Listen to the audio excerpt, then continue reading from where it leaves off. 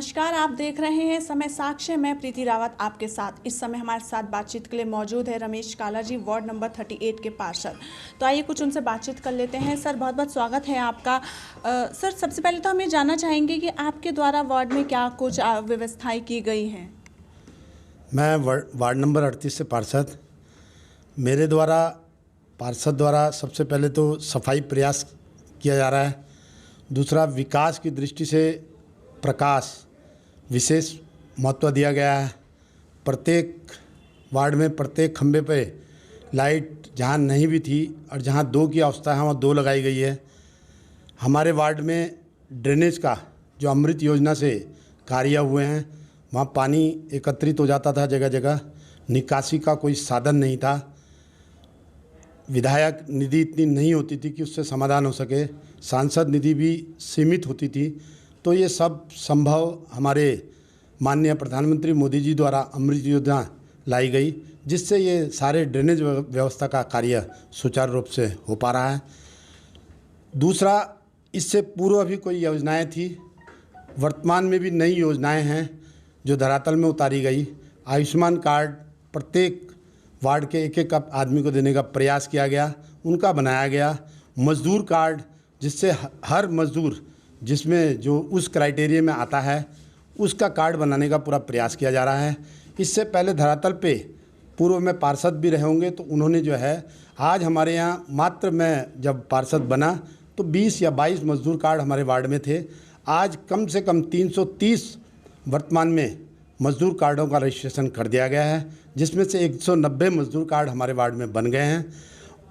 और भी योजनाएं हैं, जैसे आयुष्मान की, प्रत्येक आयुष्मान की बराबर हम अपने कार्यालय, मेरा एक अपना कार्यालय है पंडितवाड़ी में, उसमें बराबर हम कैंप लगाते हैं। कोई पेंशन प्लान का भी है, उसमें योजना है, उसको भी हम बराबर वार्ड में अवगत करते हैं। बाकी विधवा पेंशन, विकलांग पेंशन, ऐसा कोई भी नहीं है जो इसमें नहीं जो इस क्राइटेरिया में आता हो। पूरा प्रयास किया जा रहा है कि वार्ड में सबको दिया जाएगा।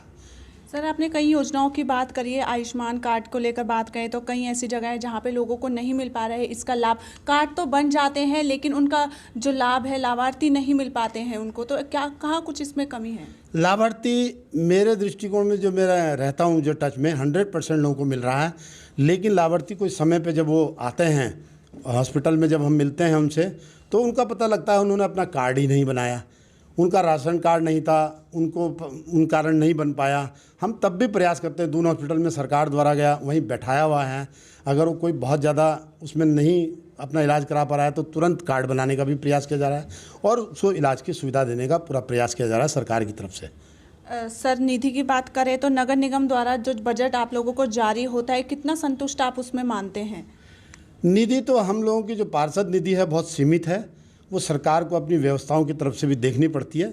लेकिन और निधियाँ आप काफ़ी, जैसे कोरोना काल के समय पर ऐसी परिस्थितियाँ आ गई थी, हम पार्षद वर्तमान में बने थे, तो लगता था अब क्या हम विकास कर पाएंगे या नहीं कर पाएंगे। ऐसी कोविड के समय पे ऐसी परिस्थितियाँ आ गई थी। ये एमपी की जो निधि थी वो भी उसी में दे दी गई थी कोविड में, तो ऐसे में लगता था, लेकिन ऐसा नहीं हुआ।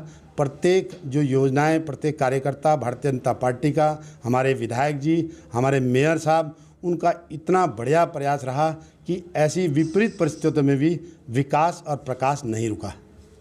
सर, जनता की समस्याओं की बात करें तो कहीं उनकी समस्याएं होती है, वार्ड क्षेत्रवासियों की, सड़क से लेकर पानी की या बिजली के खंभों की उनकी समस्याएं होती है। तो कितनी दफ़ा आप उनके पास जाके या कब कब उनसे कितनी समय में मिलते हैं, उनसे उनकी समस्याएं जानने को?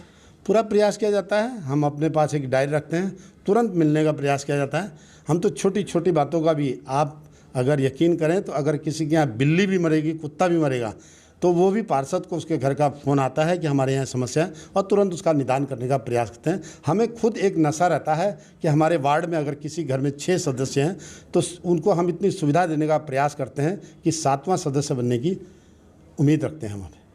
सर, अभी यहाँ भाजपा के कार्यकाल का समय होने वाला है, लगभग 4 साल हो गए हैं, 1 साल बचा है। कैसे आप देखते हैं कि आगामी चुनावों में किन मुद्दों को लेकर वो जनता के पास जाएंगी? जनता के पास जाने के लिए तो बहुत सारे मुद्दे हैं, कल्पना भी नहीं करते थे। सबसे पहले हम सड़क को लेकर चलेंगे। आज गांव से जो पलायन रुक रहा है अच्छी अच्छी सड़कें ऑल वेदर से उन्होंने पूरा प्रयास किया जा रहा है चारों धामों को जोड़ने का। हर गांव में हम जैसे अब अभी कालीमठ गए थे तो वहाँ देखते हैं कि काफ़ी गांव वहाँ पर लोग घरों में रिपेयर हो रहे हैं, रुक रहा है पलायन, खेती भी काफ़ी, खेतों में भी काफ़ी विकास हो रहा है। ये सारा कारण अच्छी सड़क बनना, जगह जगह फ्लाईओवर बनना। आज हरिद्वार में देखो, आप कुंभ में देखो, कभी आप लोग भी 4-5 वर्ष पूर्व हो जाते थे तो एक असंभव लगता था, कोई पुल बना है तो बना है, बन पाएगा नहीं बन पाएगा। आज सब कुछ संभव हो पा रहा है। अगर इतने दृष्टिकोण से भी इतना लोगों को इतनी सुविधाएं देने का प्रयास किया जा रहा है। इंश्योरेंस की दृष्टि से मैं इंश्योरेंस सेक्टर से जुड़ा हुआ हूँ। 1 रुपये में प्रत्येक को इंश्योरेंस मिल रहा है, 1 रुपये दिन में भी मिल रहा है, 1 रुपये महीना में भी इंश्योरेंस मिल रहा है। मेडिकल प्लान नई योजना में आ रहा है।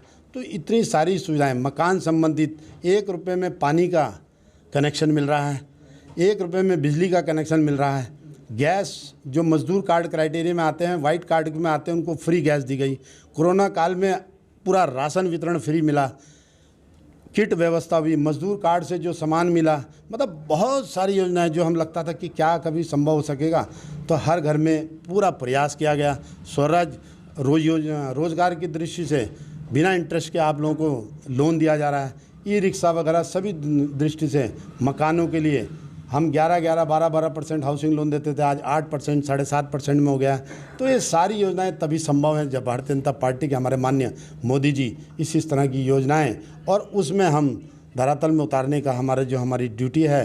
कार्यकर्ता एक सामाजिक दृष्टि से देखा जाता है, हम नेता की दृष्टि से, हम किसी से लाभ या तनख्वाह में नहीं होते हैं, इसीलिए हम लोग सामाजिक दृष्टि से कहे जाते हैं और उनका पूरा काम करने का प्रयास करते हैं। सर, वहीं कई माने तो कई पार्षदों का मानना है कि जो विधायक है, मेयर है, ये सब बीजेपी पार्टी के हैं, तो कई बार ये जो विपक्षी जो कांग्रेस पार्षद है उनकी ओर ज़्यादा ध्यान नहीं देते हैं, वहाँ कई दिनों तक उनकी समस्याएं नहीं सुनी जाती। कितना सही आप इस बात को मानते हैं?